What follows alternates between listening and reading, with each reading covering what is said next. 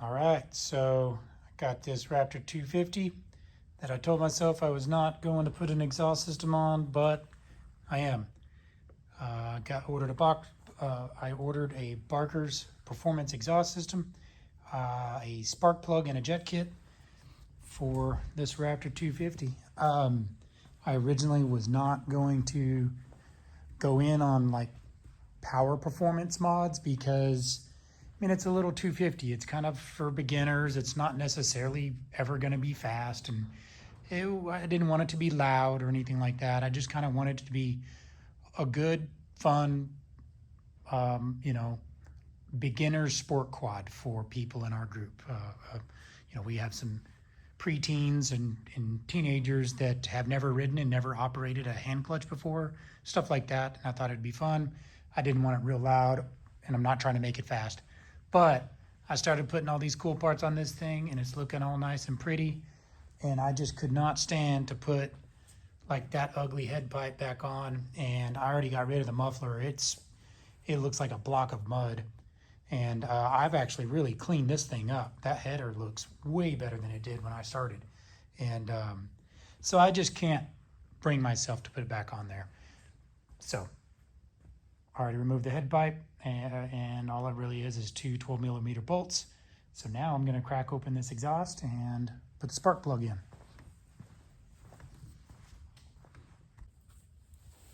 All right, let's crack open this exhaust system. So as you know, I'm working on a Raptor 250. It's a 2012 model, and today's date is February 2024. So this thing is 12 years old. And the platform of the Raptor 250, I think, came out in like 2009. So we're talking about a pretty old platform. It was discontinued, I think, in 2015. So long story short, there's not a whole lot available for Raptor 250s. There was at one point a GYTR exhaust, which is the Yamaha factory performance brand. And I think FMF made a pipe, and there's a few others. And long story short, I stumbled across Barker's, and I like Barker's. The brand, I used Barker's years ago on one of my Raptor 700s because they made some badass true dual Raptor 700 in-frame exhaust systems, and they also made out-frame versions, I think, as well. But whatever, I loved them. Sounds amazing, really cool. It just so happens that they made a Raptor 250 exhaust system, and they still have them in stock. So it's pretty cool. So I ordered it. There's a few options. Another thing I liked is they have a quiet core option. I'm not trying to make this quad real loud, like I said a minute ago. So it comes with or this is an option where you can buy a quiet core. So that's cool.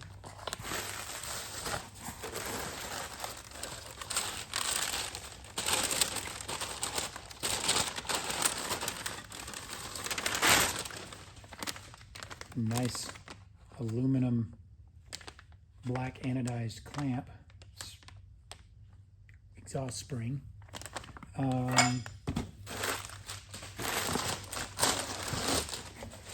The can or the muffler options are stainless steel. I guess it's stainless steel, but it's this nice raw aluminum look, or black. You can get it black powder coated, which I thought was kind of cool, but I chose to just get the bright aluminum look. Also, it was cheaper. It's an upcharge to get a black powder coated system, so I just stuck with this one. Plus, I think it was faster. It was on the shelf, so.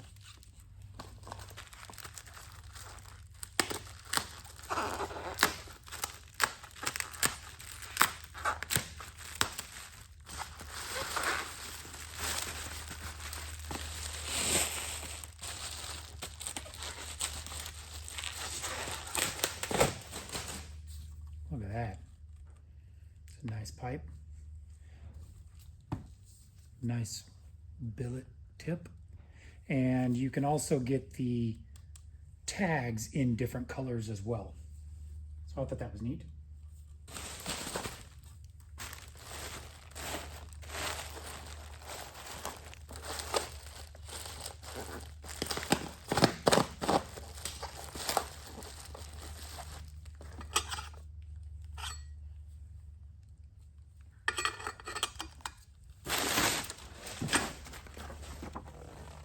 Arch.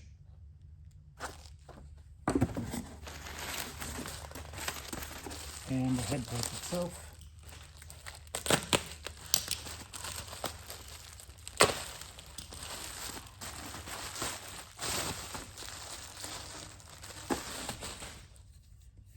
Looks familiar.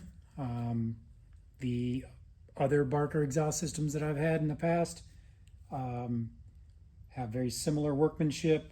Same flange that I've seen before, nice and thick, beautiful welding, and great materials. So should be quick and easy to bolt this thing up. I'm gonna get it on. And I have not done an unboxing video on any of the other products I've been putting on. For this quad, I do unboxing videos sometimes for like my WAG Z parts with Weller Racing and stuff, because it's awesome. But something about a nice, fresh, shiny exhaust system really gets me going. So I really wanted to unbox this and check out the type of packaging and stuff they have. Okay, let's go to the quad.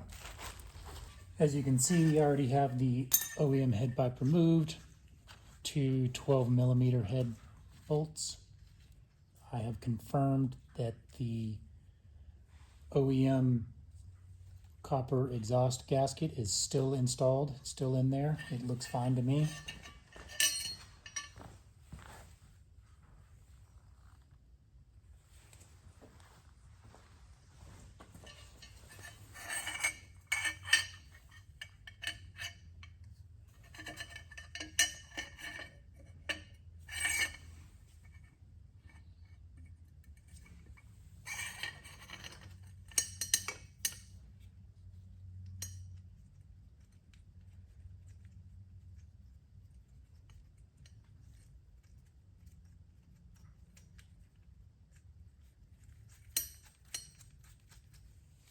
I coated these exhaust studs and nuts in pretty good soaking of WD-40 to kind of keep some rust off of them, clean them up a little bit.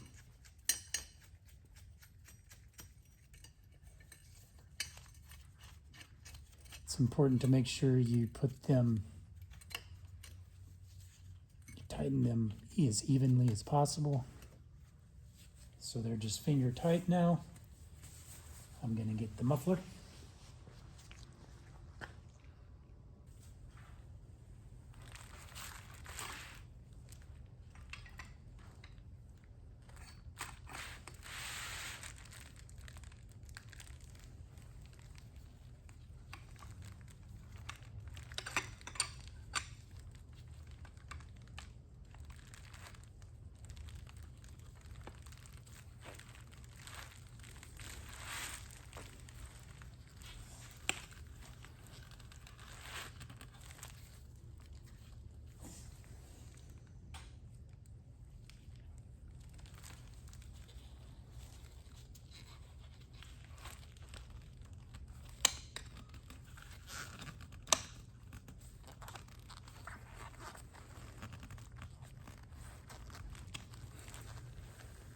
Ah, got me.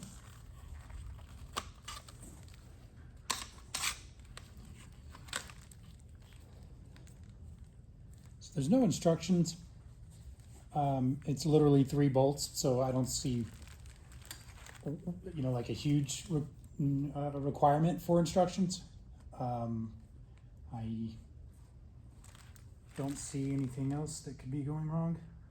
I probably could have slid that bracket on from behind.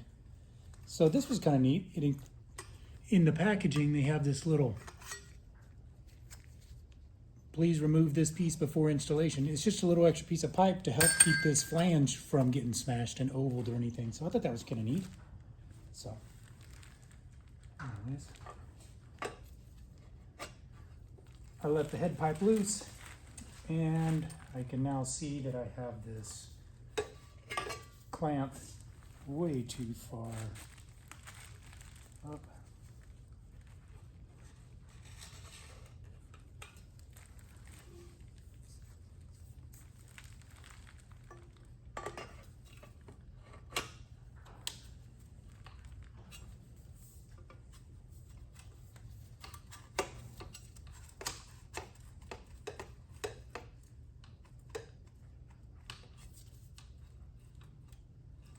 Well, it appears that I use one of the exhaust or one of the bumper bracket bolts, not the factory exhaust location.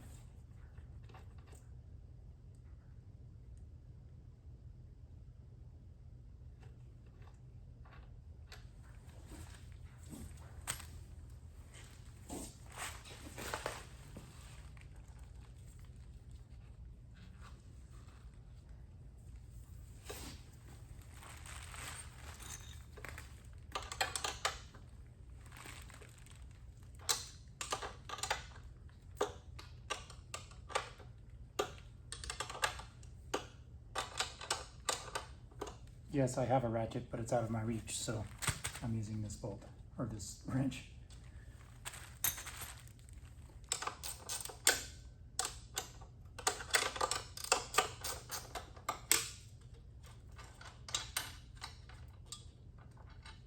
So I have a Alba aftermarket bumper, which has a much thicker flange. So Alba includes longer bolts, but I don't know if it's going to be compatible with Barker's clamp and bolt all working together here. I think it will.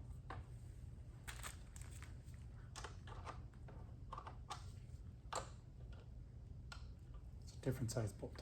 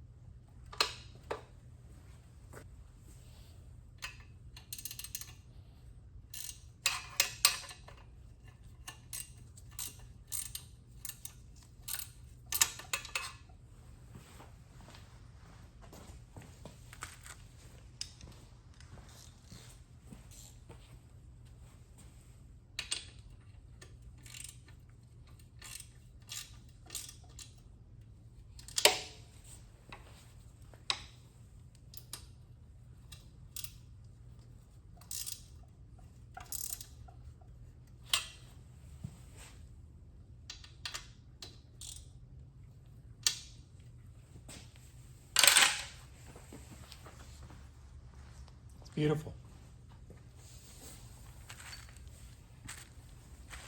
So this is a tool that I got with the Yoshimura exhaust system one time, and it's nice and handy to install exhaust springs. So I'm going to put the spring on one side, tool on the other, and just pull. There you go. Pulls it together.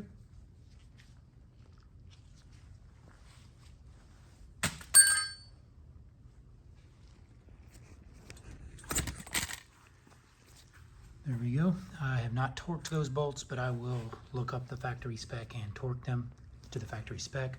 There is no torque instructions from Barker It is a beautiful piece of machinery. I am a little weary of the clamp being so far back.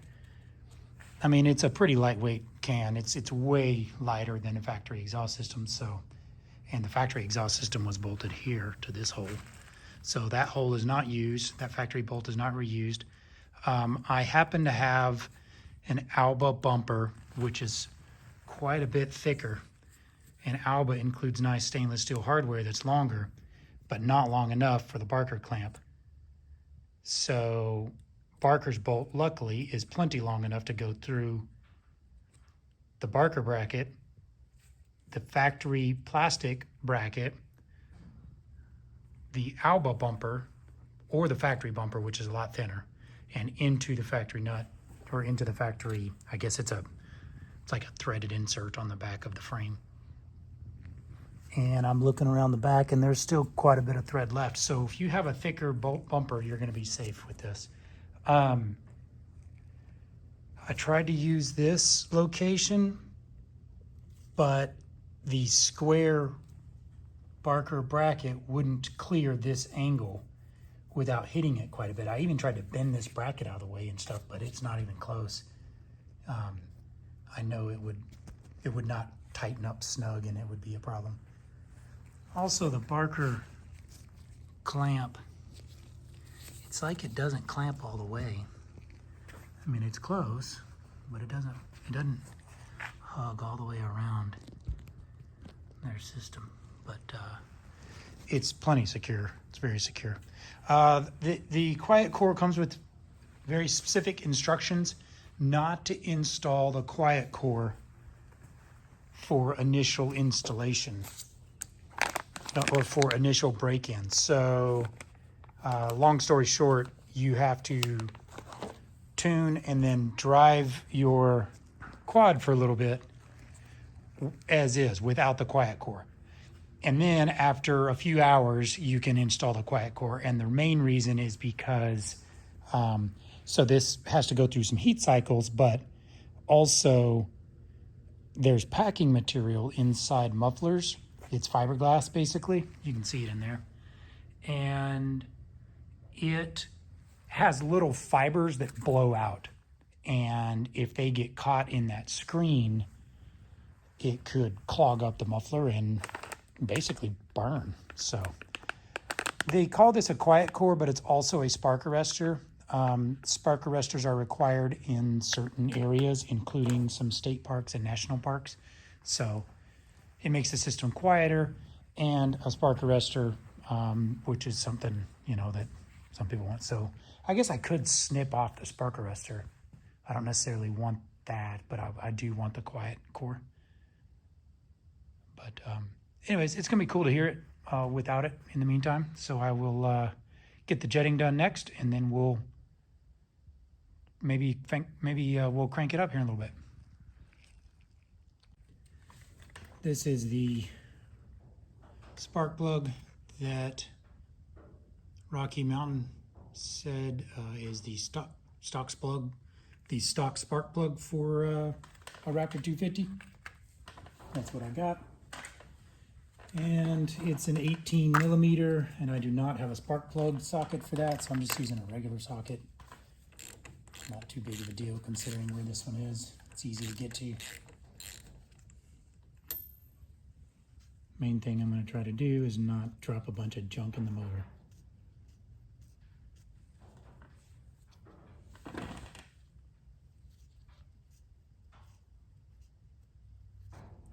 I gave it a pretty good wash and rinse down and stuff, so there shouldn't be a bunch of crud around it. Looks all right. Boy, look at that old plug. Rusted. It's probably the original OEM. I don't know, maybe not. Looks a little rich. I don't know how to read spark plugs very well. I do know if it's black, it means rich. If it's not black, it means lean or something. But the element on the tip doesn't look as black as the threads and stuff at the edge. But anyways, this is the same model, DR7EA. So I'm going to replace it. But first, I'm going to kind of clean up around there a little bit. Got some carb cleaner here. And as long as I don't drop debris in the engine, carb cleaner in the engine is fine because it's a solvent. It will evaporate probably before we start the engine. And if not, it'll burn.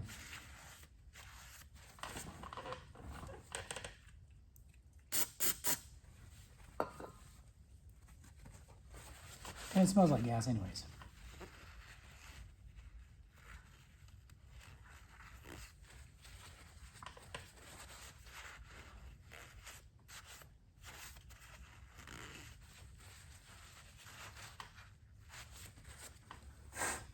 Okay, so here's got the new spark plug. It is pre-gapped, I confirmed. I checked it.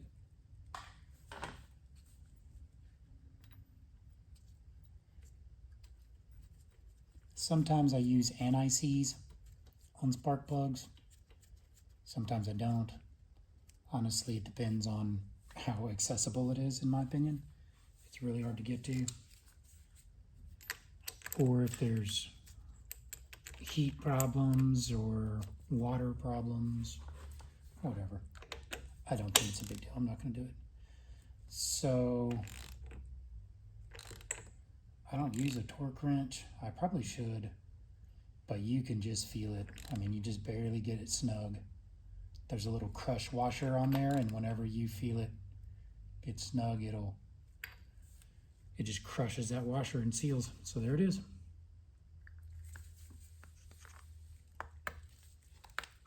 Push the boot back on. Fresh spark plug.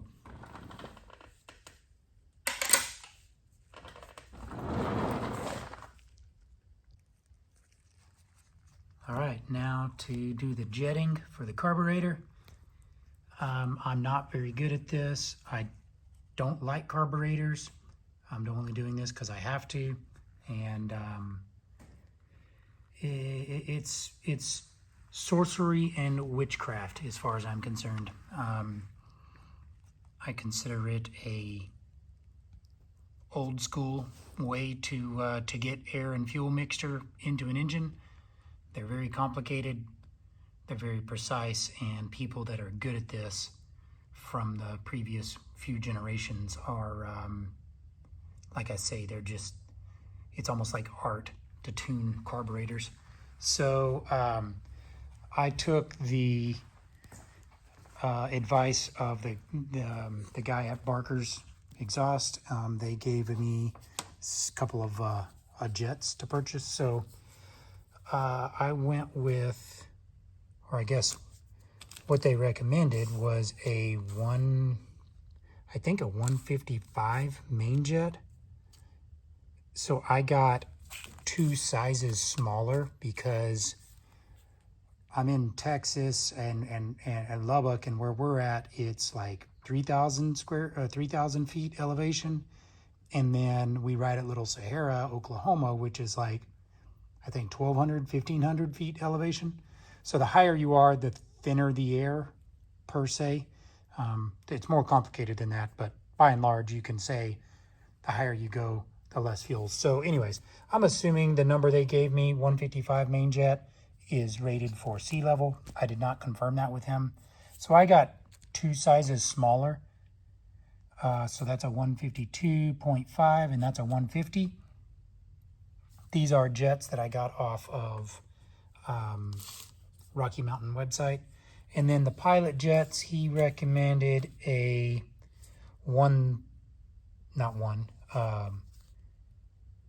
recommended a 35. So here it is. He recommended a 35.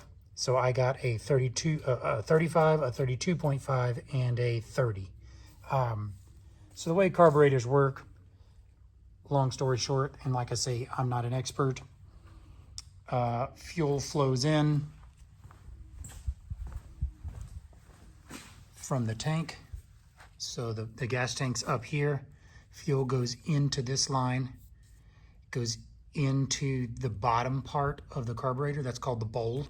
So there's a little bit of fuel that just sits in the bowl. You can drain it by this. If you have old gas or something, that's what you normally do. Or if you're storing your quad for a while, you want to drain it. So the bowl has fuel in it.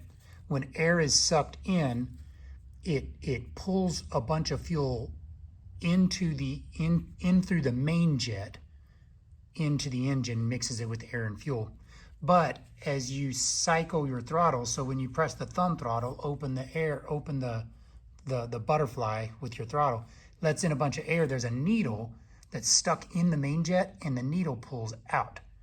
So more throttle you give, the butterfly opens, lets a lot of air in, and the needle pulls up and squirts a lot of fuel in to combine with the air and makes boom, power goes forward. That's the long and short of it.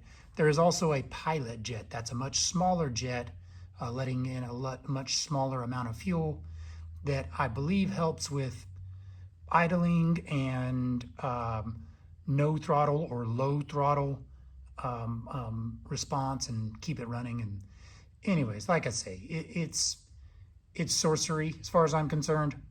It relies on gravity and suction and things like that, as opposed to modern fuel injected engines, which are much more precise in their adjustments. But in their own way, they're complicated too, of course. So anyways, I think all I have to do is open these two screws, or unscrew these two, take this top off, and there's a thing called a diaphragm. I think it's right in there, and I believe I can access the needle and both jets from there.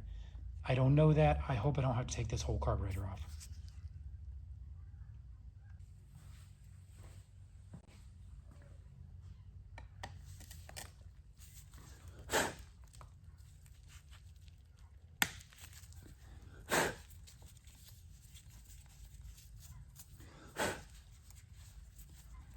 I did spray all this down with carb cleaner and washed the quad pretty good ahead of time.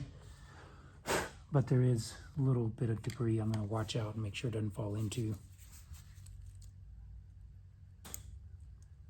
I'm also going to try not to strip any screws.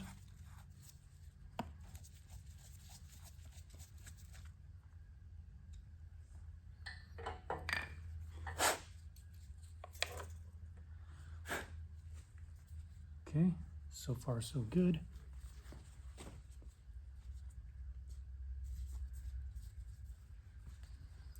As I take these things apart, I just kind of give them a little wipe and rinse.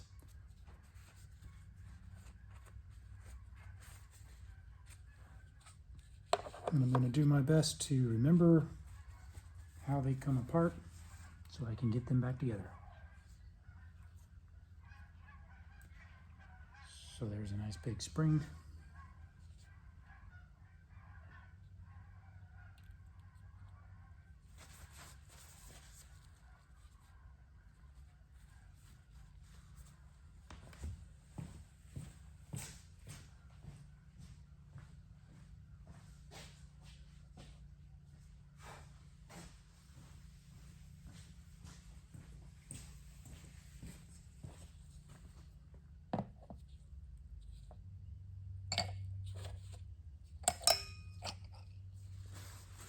This is that diaphragm. This thing plunges up and down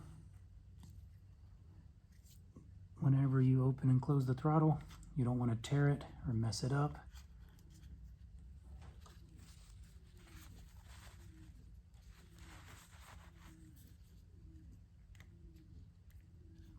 So when I pull this thing out, there's the needle. So the needle is pushing into that main jet that's down there, and it looks like I gotta pull the bottom part of the carb off. Okay.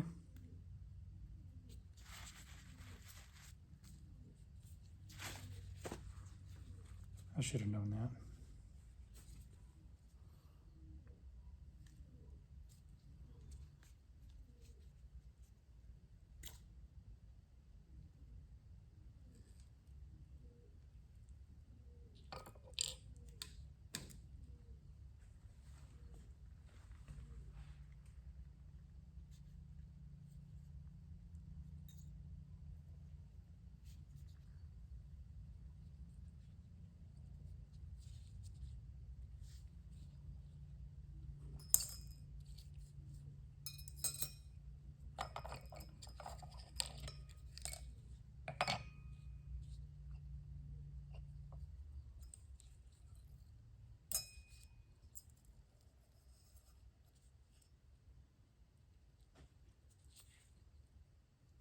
Okay, so this is the needle.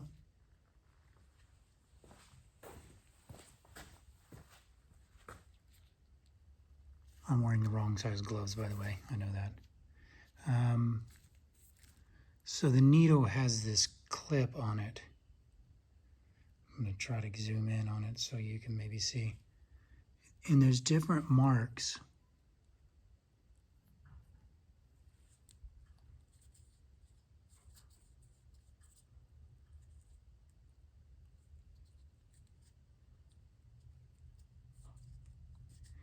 Oh, these gloves are killing me. So see that clip can come undone, and you can move the clip up or down so that the needle rests higher or lower in the jet. And Barker recommended that we move that clip, I think, up one. I'm gonna hit this with some carb cleaner, try to get it. It's kind of sticky, so I'm gonna see if I can get that undone. I'm about 40% sure that I did that right. The needle does not have multiple like rings on it for the clip. It does have like a washer below the clip and a washer above the clip, so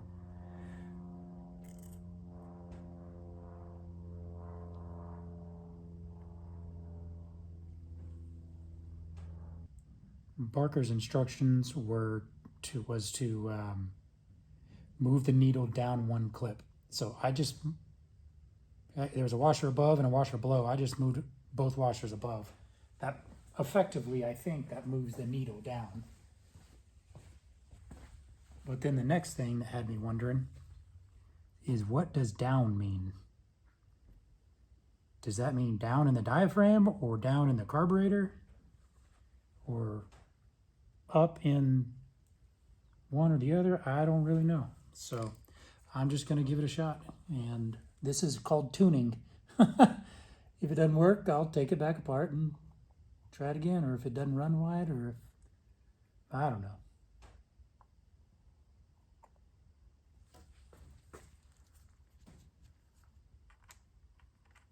I have a lot of young viewers, and for all of you younger people, don't worry, you're not going to have to mess with any of this stuff in the future. This is old hat.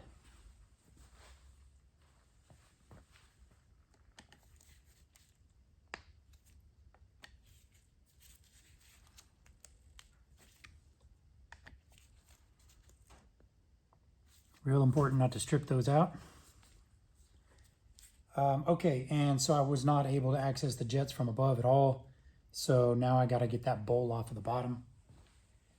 I don't know how I'm going to do that without removing the whole carb. So pretty sure I got to take all that thing off, which sucks because I just put the throttle cable on and the other stuff. So I'm going to loosen these boots, this boot and this boot, and see if I can just turn it in place. I think that's what we were able to do before, like with Raptor 660s and YFZ 450s. So we'll see if I can do that or not. I'm not sure. All right, so I got this little 3mm ball head Allen. It's a nice extension. And I'm using a real short ratchet, so this is pretty delicate stuff, and I don't want to strip anything or break anything.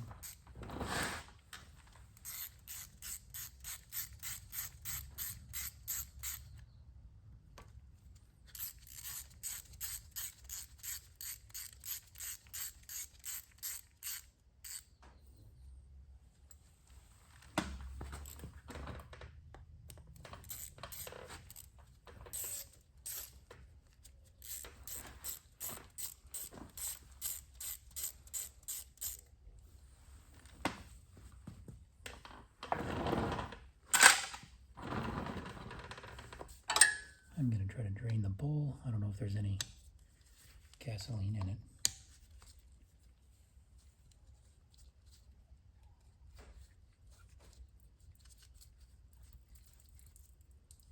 Yep.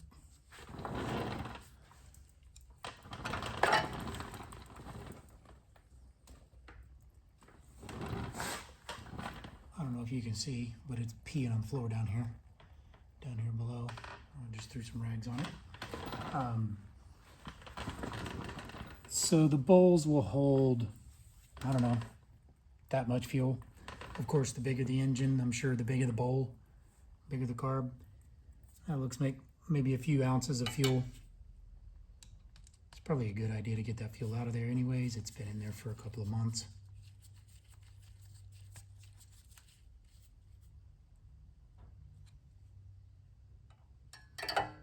Okay.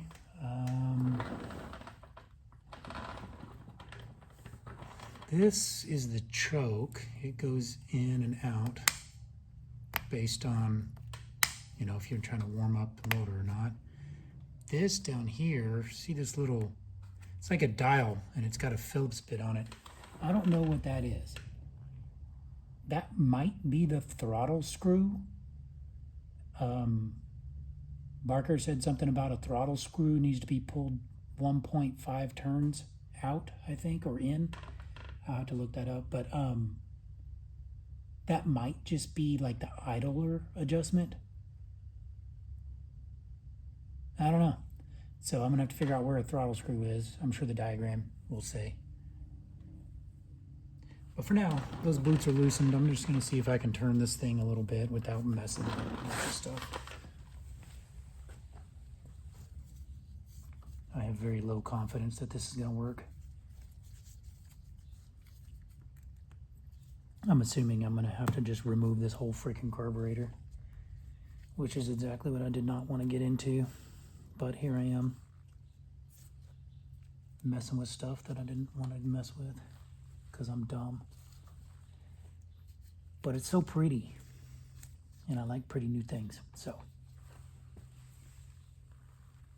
Well, I'm getting somewhere.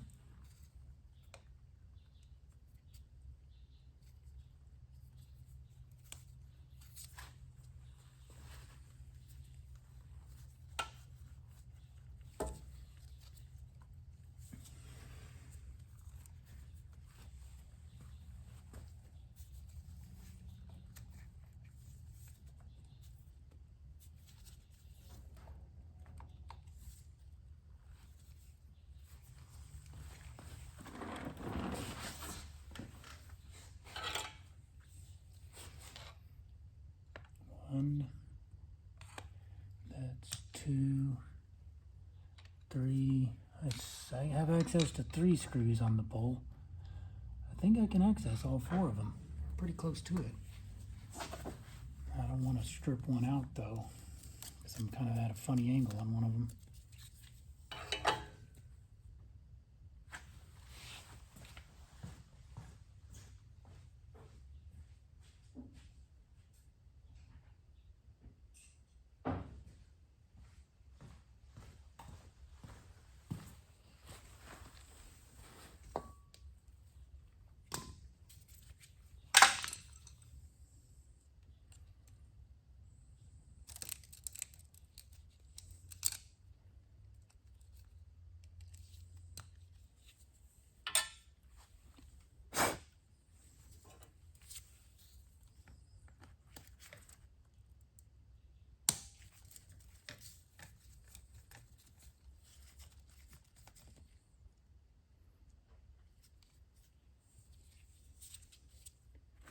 And I don't really show you on camera how much cleaning I'm doing, but every time I take something apart, I'm cleaning it. So a minute ago, between parts on top of the carb, I cleaned it and stuff like that. A little squirt of carb cleaner goes a long way in a lot of places.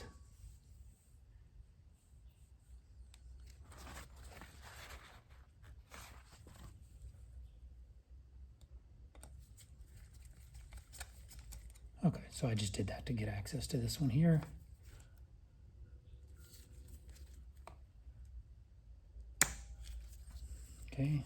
one's loose.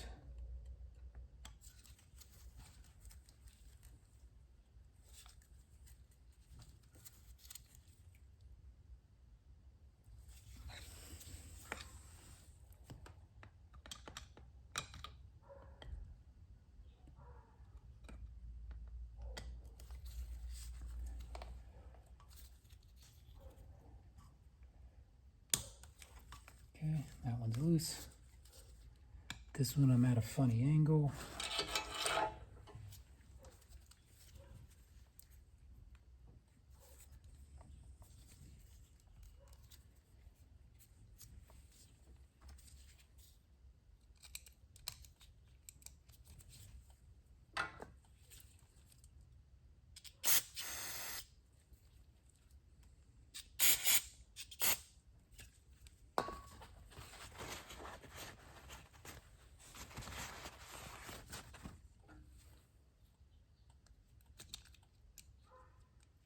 Just a little bit of gunk in the head of these screws.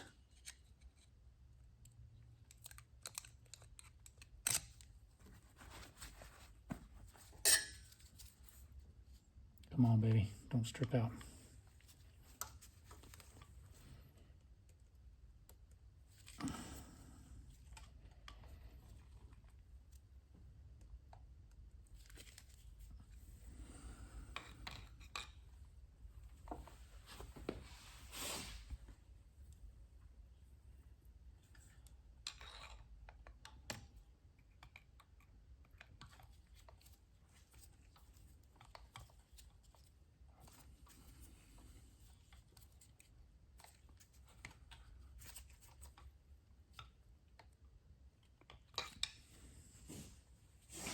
It's not looking good.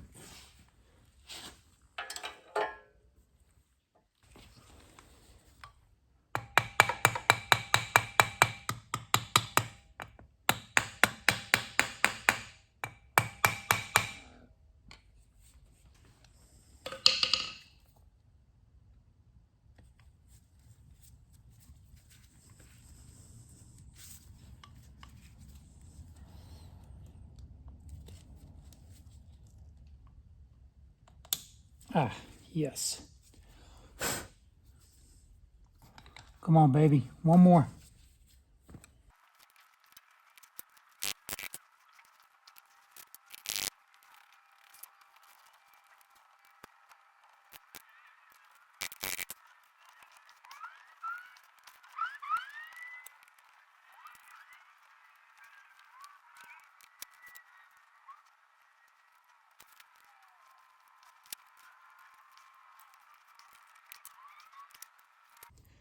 Well, case of the shop cat walked in right when I got it loose. So, after much fanfare, I butchered this screw, but I was able to get it loose. And here we go.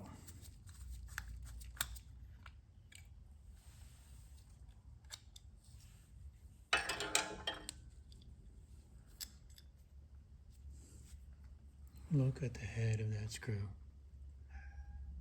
I had to just chop it up because, yeah. Anyways, I'm going to see if I can order a new screw. I doubt I can get just that screw. Maybe I can find something else. Okay, so here's the bowl. See, there's still a little bit of fuel in there. I don't know what this thing is. That little needle that's in there, that might be, I don't know. I don't really care. I'm gonna just find the main jet, pull it out. Sick of carburetors now. I've always been sick of carburetors.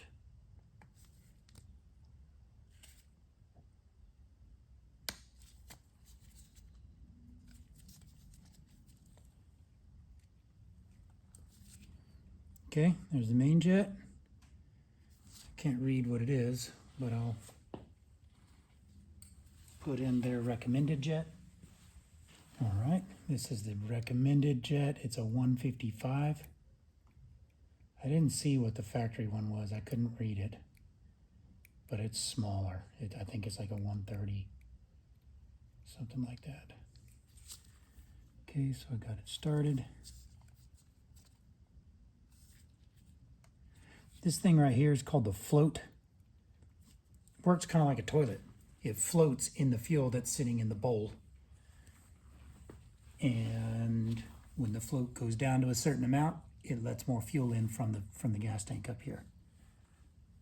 All right, and I think this little screw here is the pilot jet.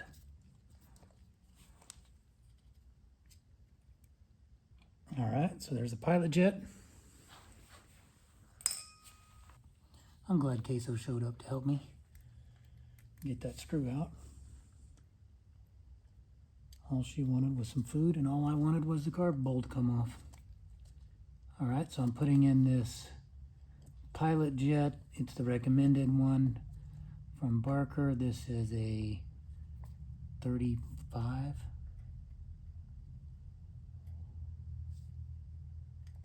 Okay, I think that's the throttle screw. I'm not 100% sure about that. This is not my specialty, and I'm taking a risk here. No.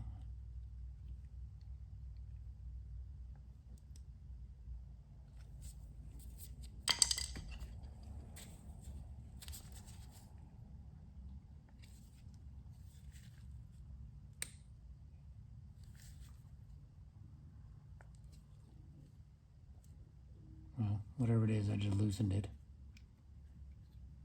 So I'm not going to mess with that. I'm going to tighten that back up. There's a throttle screw somewhere, and I don't know where it is or what it is. I think it's that one on the side. So I'm going to spray this with some carb cleaner.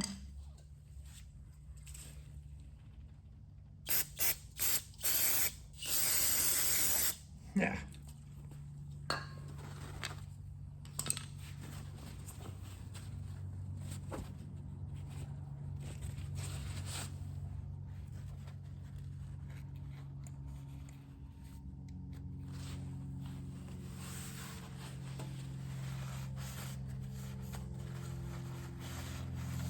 And I'm going to put that bowl back on before something else blows up. All right. Now to put this thing back on the same way it came off.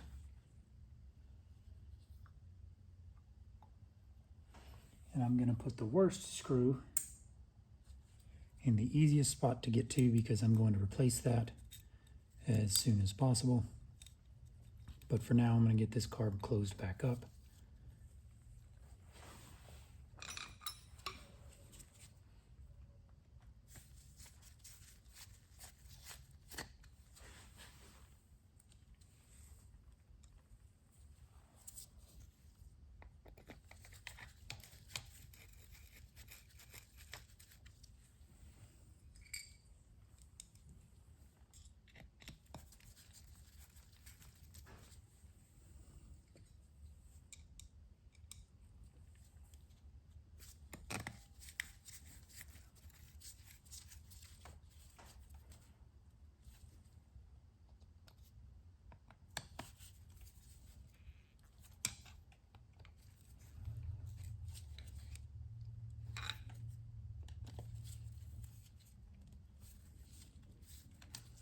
It doesn't even really tighten up. It's just barely holding on. Okay, well, that's going to be good enough for now. I'm going to order the proper screw for that. Hopefully it's available and in stock. And replace that so that this carb bowl does not leak. I might go ahead and get a few of those screws. If it's a Yamaha OEM screw, it means it's going to cost more money than it should. But they know that if they got it and we need it, we'll pay $12 for a screw that should cost 20 cents.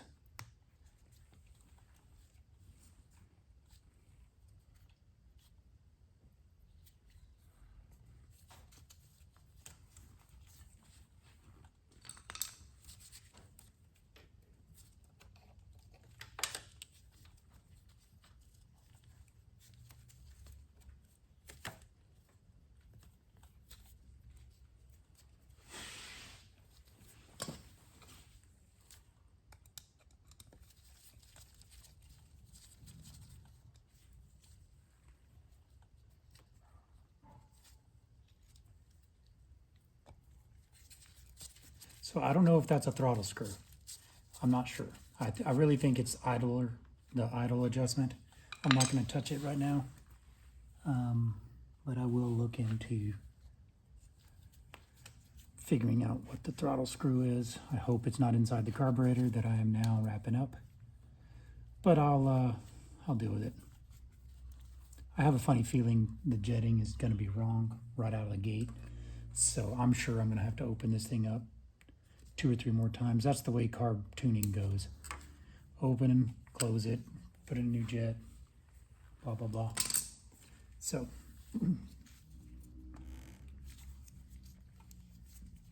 sounds like somebody's whipping around in my neighborhood right now. Oops.